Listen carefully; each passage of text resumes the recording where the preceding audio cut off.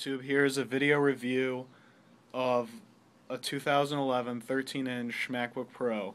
I want to make this review as honest as possible because honest reviews are the best ones. I wouldn't consider myself an all-out crazy Apple fanboy, even though I do have a few of their products.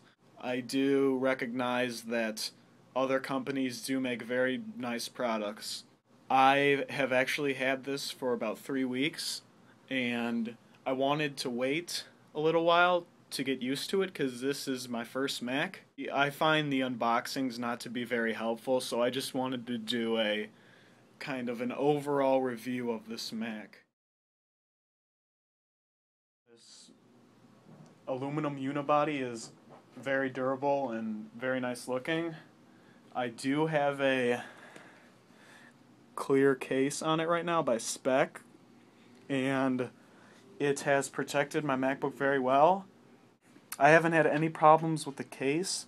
People say that these hard cases for these computers, the cases like to scratch the laptop itself, but if you wipe down the case and the laptop, I would probably every 2 weeks to a month. You won't have any problems with it because I haven't had any problems with it, and I've been doing that. So now for the basic layout of the Mac. On the left side, you have the MagSafe power adapter, the Ethernet port, the FireWire port, the new Thunderbolt that's new to 2011 MacBook Pros.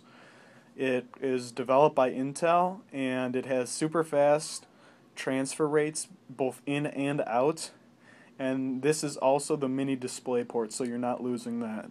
You have two USB 2.0 ports, an SD card slot, an audio in and out port, and then a battery indicator, which is a button you press, just like that. Move around to the front. There's nothing really much on the front. You got the latch, you got the sleep light that goes on and off, and then you have like an infrared sensor that senses when there's light changes in the room, and it can turn on and off the backlit keyboard. On the left side, you have the Kensington lock, and then you have the 8x super drive, read-write, just your basic DVD, CD drive.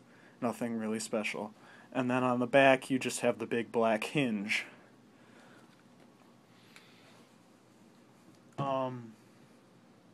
So I love the overall design of it. I know there isn't a lot of USB ports, but I haven't really. All I really need is two. I mean, I know people need a lot. Sometimes they need a lot more, but that's what USB splitters are for, where you plug it into one port and it turns into 4 USB ports. Let me open this up so I can show you what the rest of it is like. It has the 2.3 GHz Intel Core i5 second generation processor, which is a major improvement over the 2010 models with the Core 2 Duo processor. Also, with this new processor, you have a new graphics card. NVIDIA is no longer supplying the graphics card with this computer. Apple's dropped them. Instead of getting a dedicated graphics card, you get basically an integrated one by Intel HD Graphics 3000 with 384 megabytes of RAM for the graphics. Unfortunately, the 384 megabytes comes out of the RAM that is pre-installed into your computer. It doesn't have its own dedicated source of RAM.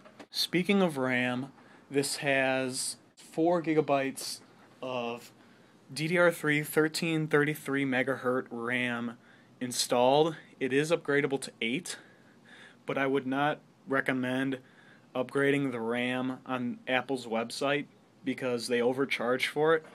You're better off going to a website like newegg.com or tigerdirect.com and buying RAM and then installing it yourself. There are 8 screws, I believe, on the bottom of this computer, which you can just unscrew and install the RAM yourself. You'll save a lot of money.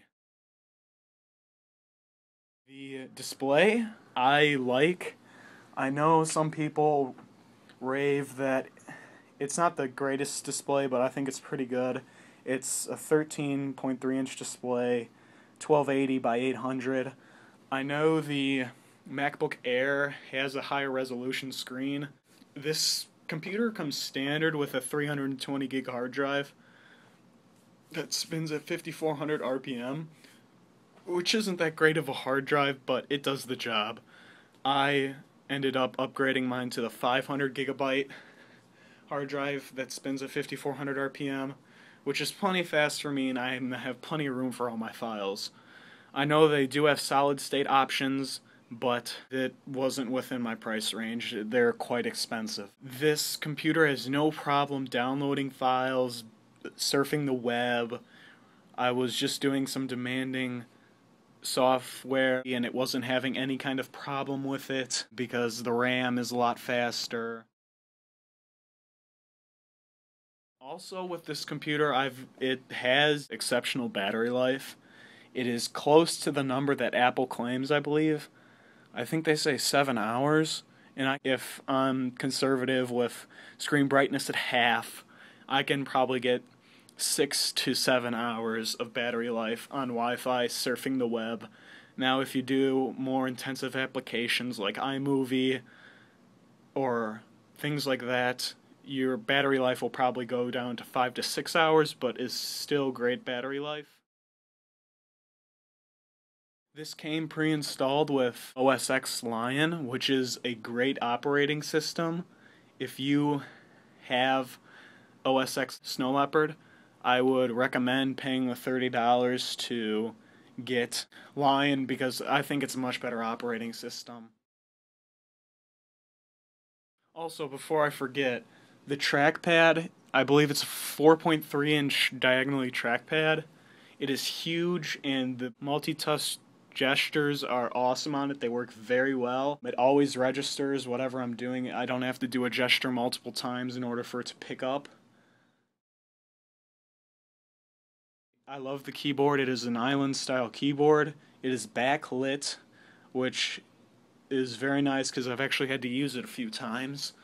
And overall, it is just a great computer.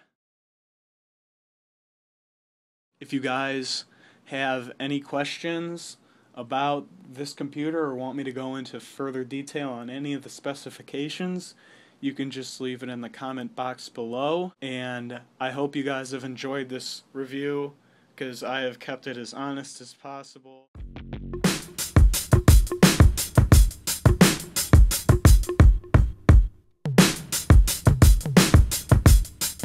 Yeah.